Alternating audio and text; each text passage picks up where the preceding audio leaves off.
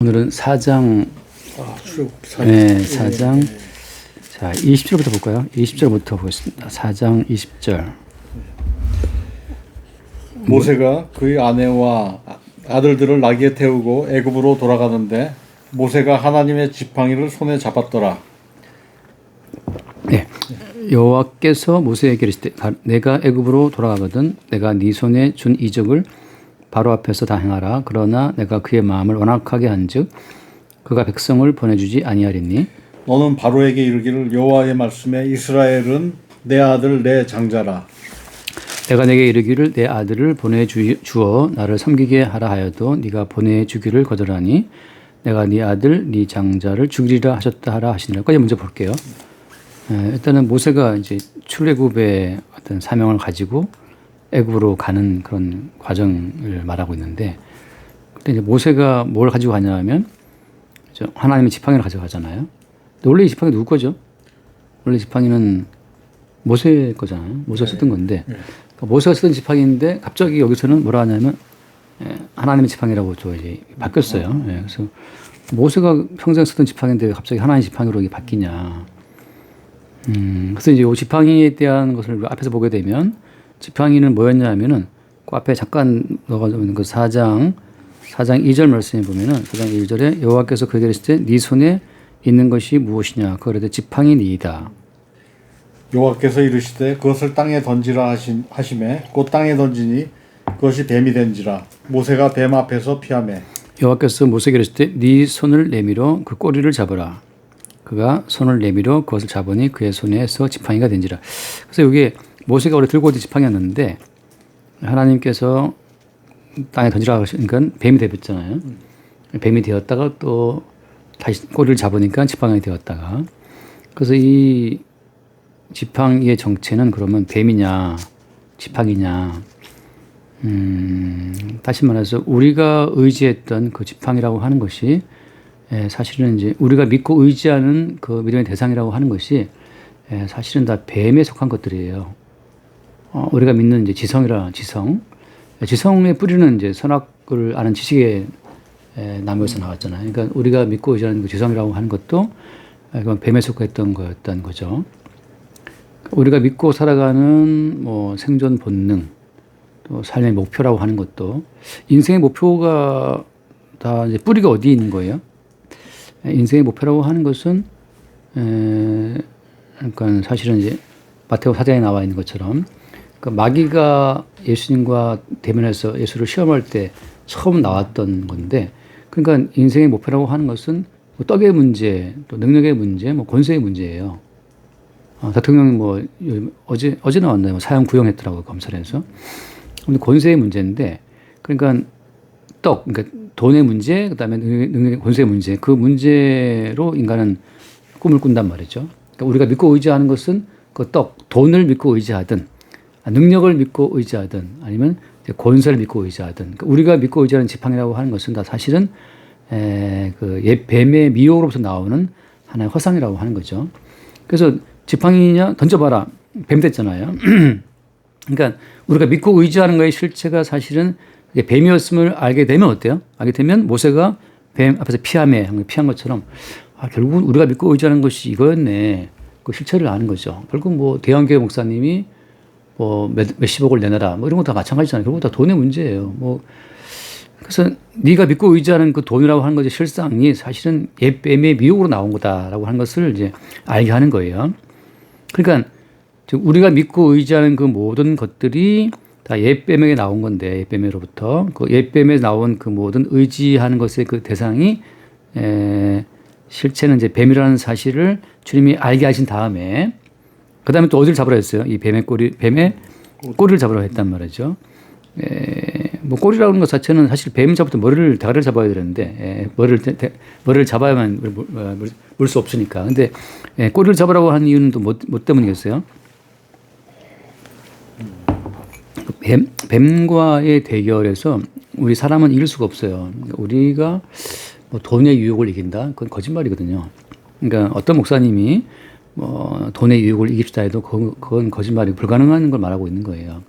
우리는 뱀의 머리를 잡을 수 없어요. 그러니까 뱀 머리를 깨뜨리시는 분은 예수님이란 말이죠. 그러니까 창세기 말씀처럼 여자의 후손이 뱀 머리를 상하게 한다는 말씀처럼 뱀의 머리를 깨뜨리는 것은 예수님이죠. 그러니까 십자가로 승리하신 예수님이 그 십자가로 승리하신 예수님의 권능을 우리 가운데 보일 때 그 짧은 순간 우리에게 돈이라는 것이 아무것도 아니라는 것이 보이게 되고 돈 없어도 그냥 죽으면 되지 이게 이제 나오는데 그게 이제 말하자면 뱀 꼬리를 잡는 거예요.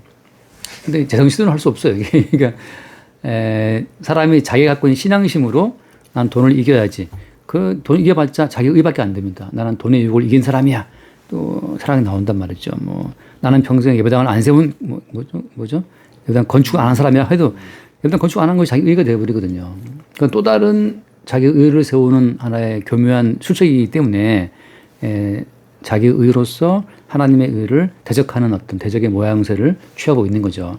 그러니까 뱀의 머리를 깨뜨리신 예수님은 십자가의 죽음으로써 이게 십자가의 죽으심으로써만 뱀의 머리를 깨뜨리시는 건데 그러니까 광야에서 주님이 그 마귀의 시험 받으실 때 그 떡의 문제, 능력의 문제, 권세의 문제로부터 예수님께서 다 결국 이게 승리했잖아요. 승리하시고 떠나갔는데 그 광야의 시험의 최종판이 십자가 사건이란 말이죠. 십자가의 예수님께서는 그냥 빌라도가 나 줄게 나는 권세가 있어. 주님께서는 너한테는 권세 없다. 여기서 주지 않는데 주님이 이제 스스로 자기를 버렸단 말이죠. 그러니까 스스로 자기를 버리고 십자가의 죽으심으로써 옛뱀의 권세를 이기셨단 말이에요. 더 이상 옛뱀 입장에서는 죽인다 해도 주님께서 죽여라 이러니까 죽음의 어떤 유력이 먹히지가 않잖아요. 그렇게 예수님이 죽으셨는데 그러니까 뱀의 머리를 잡아 승리하신 분은 주님밖에 없고 우리는 이제 뭘 믿는 거냐면은 예수님이 이기신 그 승리 안에서 우리는 그의 승리를 함께 받는 거란 말이죠. 다시 말해서 우리가 개별적으로 뭐 돈의 유혹을 이기고 개별적으로 권세를 이겨서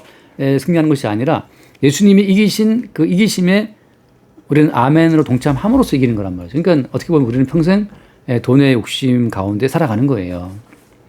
그러니까 자기를 속일 수가 없는 거예요. 당신이 우리는 뭘 말하는 거예요?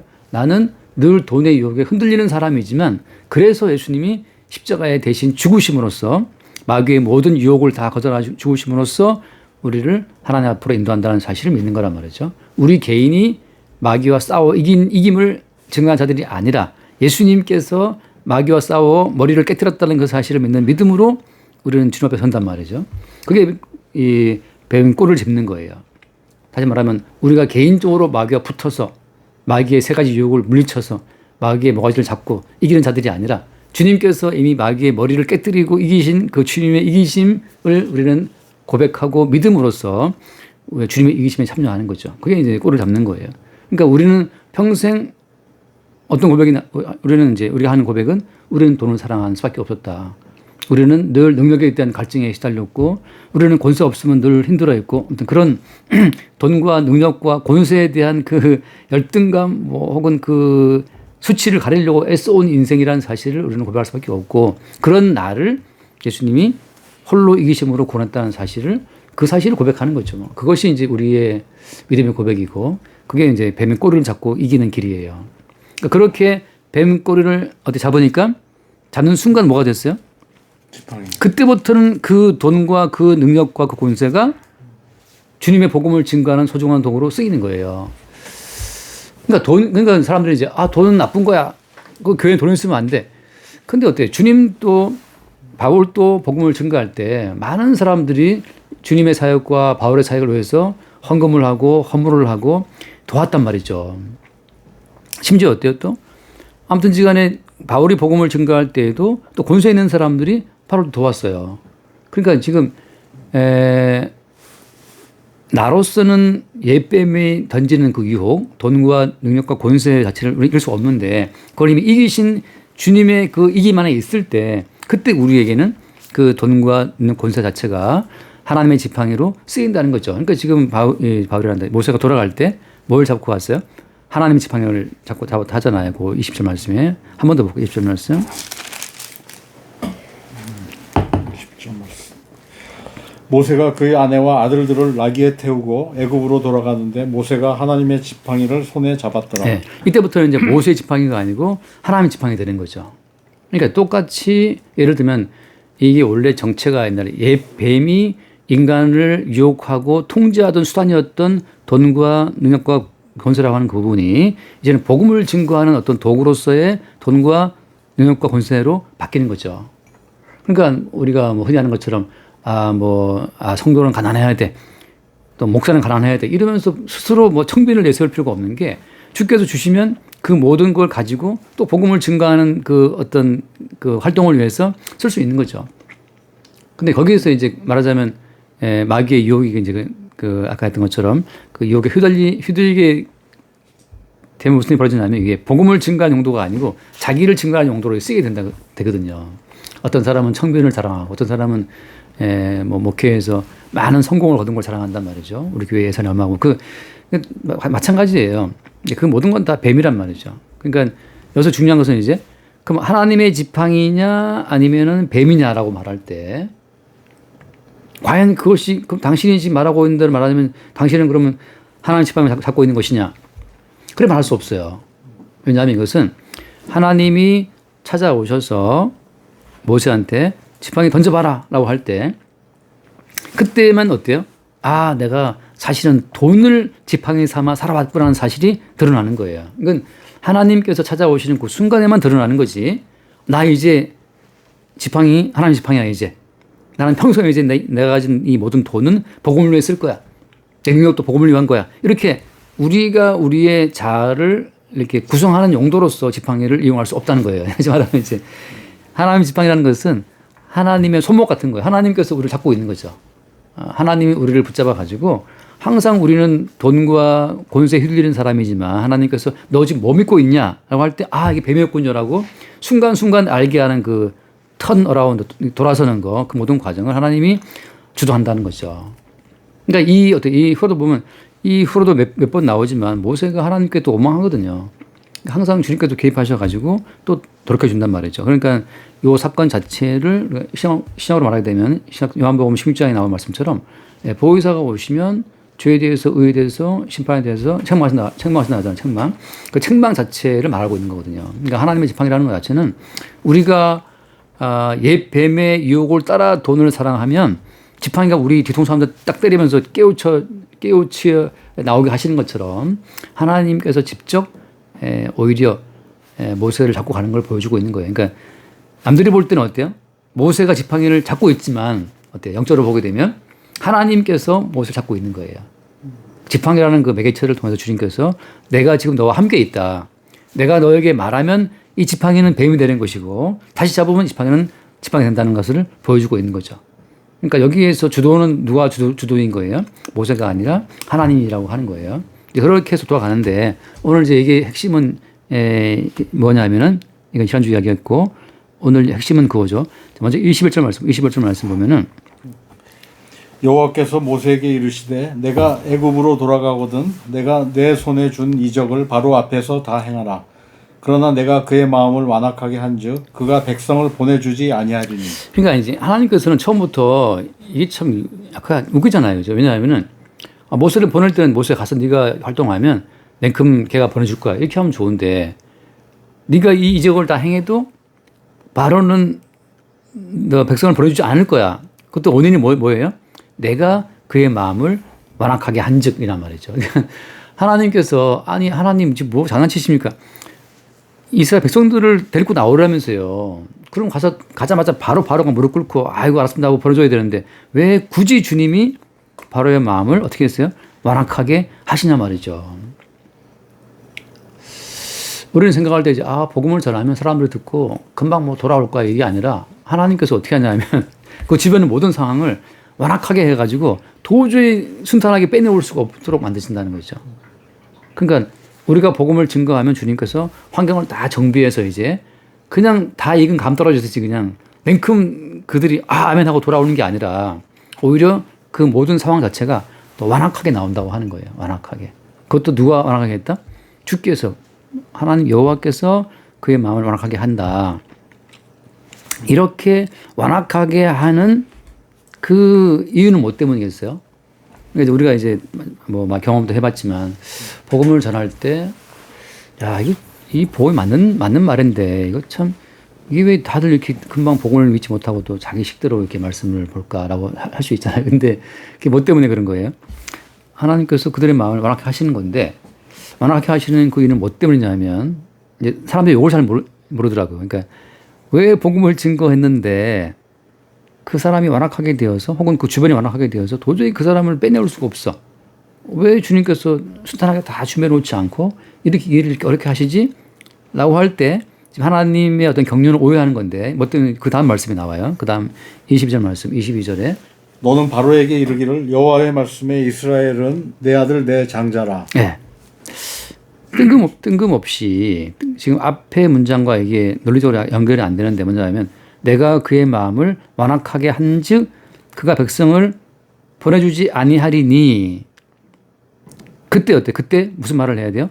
그때 너는 바로에게 이르기를 여호와의 말씀에 이스라엘은 내 아들 내 장자라.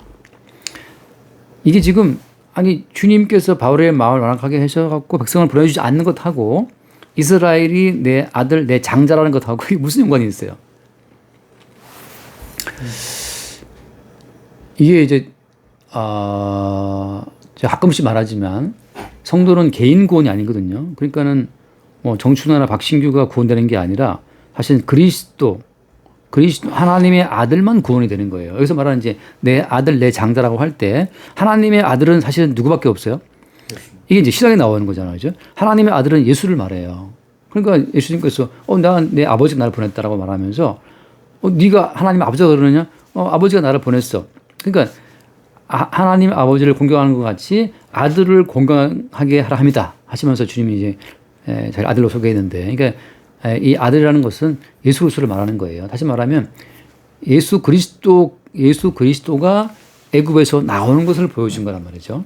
지금 이스라엘 백성들이 개별적으로 막 우르르 나오는 게 문제가 아니고 지금 이스라엘은 그 하나님의 아들이신 예수 그리스도 그 예수 그리스도의 구원을 보여주는 하나의 배역으로 지금 동원된 거예요.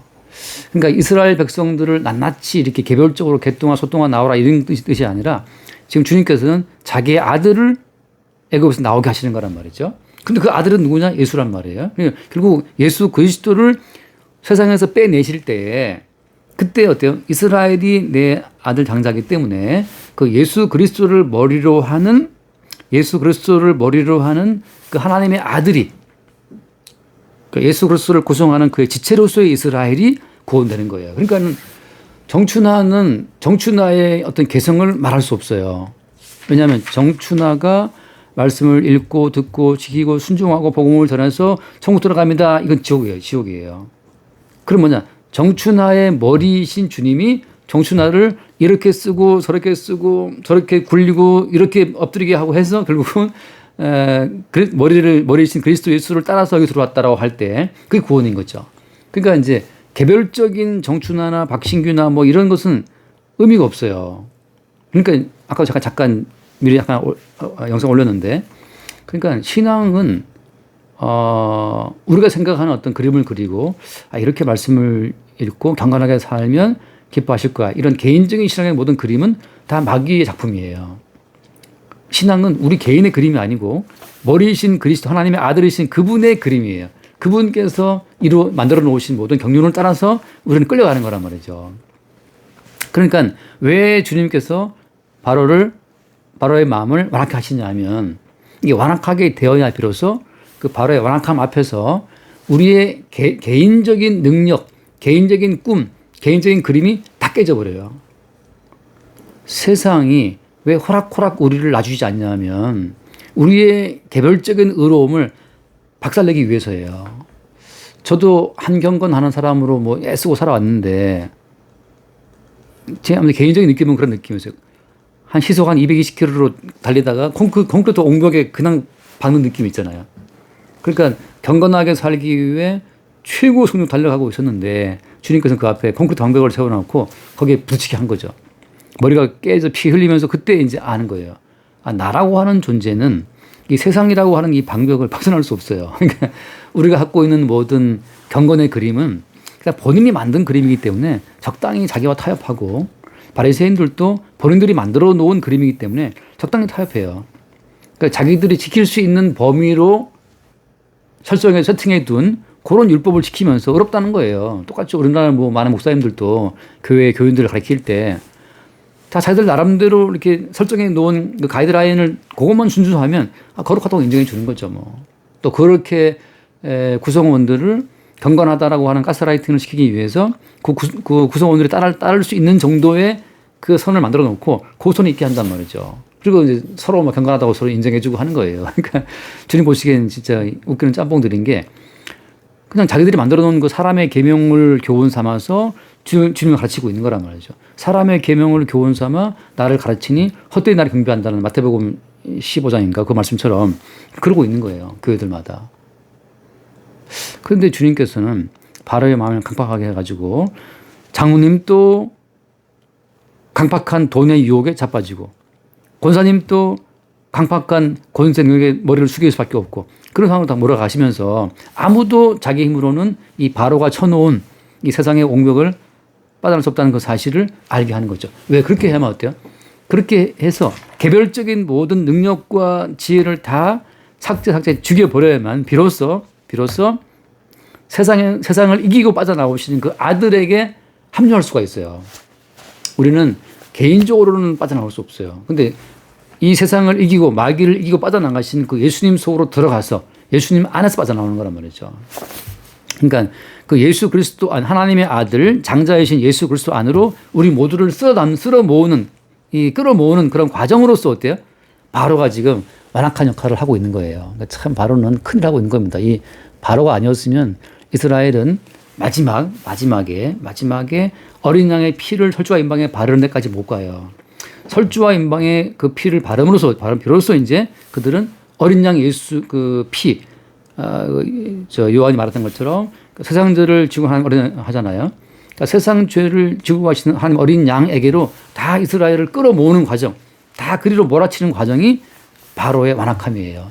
10번의 재앙으로 주님이 이스라엘 애고를 칠 때마다 그때마다 이제 바로는 이스라엘을 안 내버려 주거든요. 근데 사실 이 바로 완악함은 계속 이스라엘을 몰아서 이렇게 마치 그 사냥개가 양치기들 보면 제가 볼 때 그 영상이 재밌더라고요. 수천 마리 양떼인데 그 양치 개 몇 마리가 양떼를 쫙 몰아가요. 양쪽에서 몇 군데서 이렇게 개들이 뛰어다니까 그냥 양떼들 우르르 몰리면서 이렇게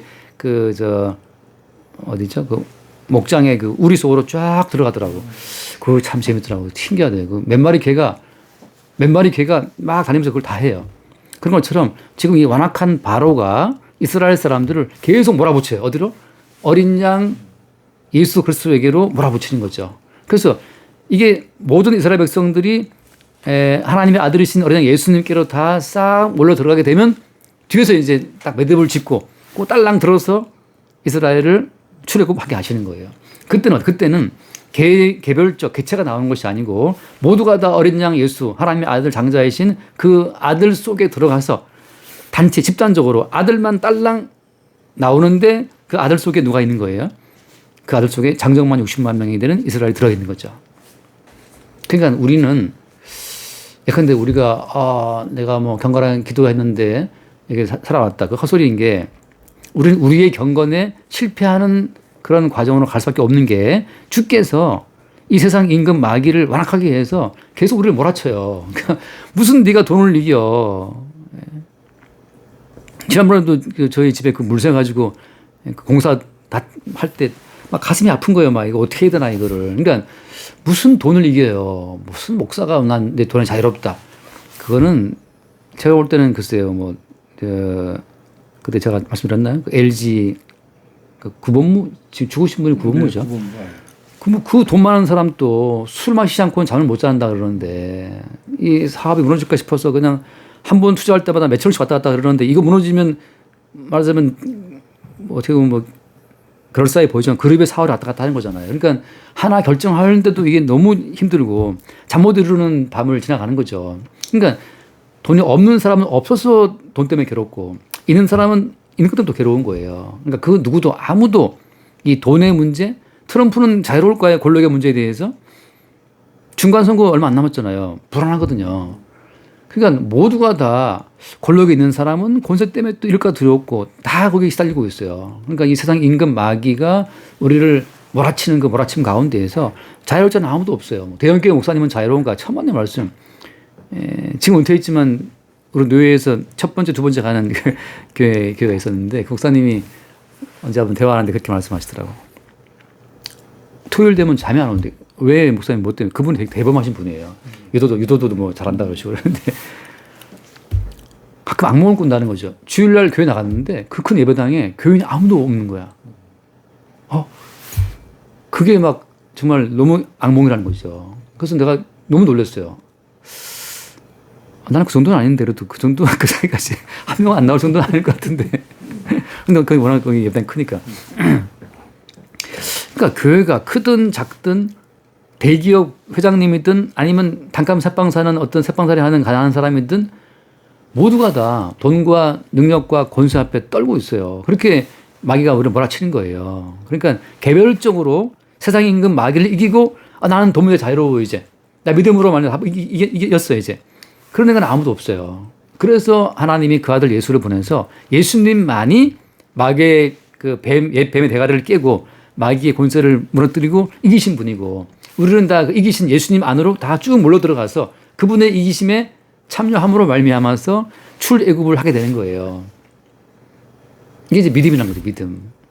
그러니까 이제 주께서 우리를 구원하신 다음부터는 계속 우리로서는 안 된다는 사실을 매일매일 확인을 시키시는 거예요. 그 너의 구원의 출처가 너에게 있지 않고 홀로 십자가에 피 흘려 죽으심으로 마귀의 권세를 깨뜨려 이기신 예수께 있다는 사실을 항상 확인시키시는 과정으로 우리를 인도하신다는 거죠. 그러니까 구원받지 못한 사람들은 계속 자기의 경건의 능력, 자기가 뭐 돈의 유혹을 이기네, 권세의 유혹 앞에 머리를 숙이지 않네, 이런 자기 자신의 믿음을 갖고 가는 거예요. 결국 누굴 믿는 거예요? 자기를 믿는 거죠. 근데 정말 택함받은 사람이라면은 바로의 완악함에 밀려서 결국 우리 힘으로서는 이 애굽을 도저히 탈출 불가, 노 엑시트, 탈출구가 없어. 마지막에 어린 양 예수의 피 바른 집 그 안에 머물므로써 벗어나게 됨을 알게 되는 거죠. 그래서 지금 그 말씀하고 있는 거예요. 한 번 더 보면 한 번 더 시간이 지금 거기 이제 21절 말씀 좀 볼게요. 21절. 여호와께서 모세에게 이르시되 내가 애굽으로 돌아가거든 내가 내 손에 준 이적을 바로 앞에서 다 행하라. 그러나 내가 그의 마음을 완악하게 한즉 그가 백성을 보내주지 아니하리니 너는 바로에게 이르기를 여호와의 말씀에 이스라엘은 내 아들 내 장자라. 네.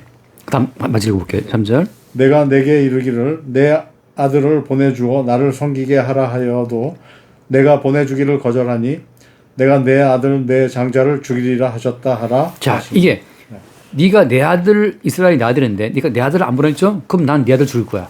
이게 이제 아들로서 아들을 죽이는 방식이에요.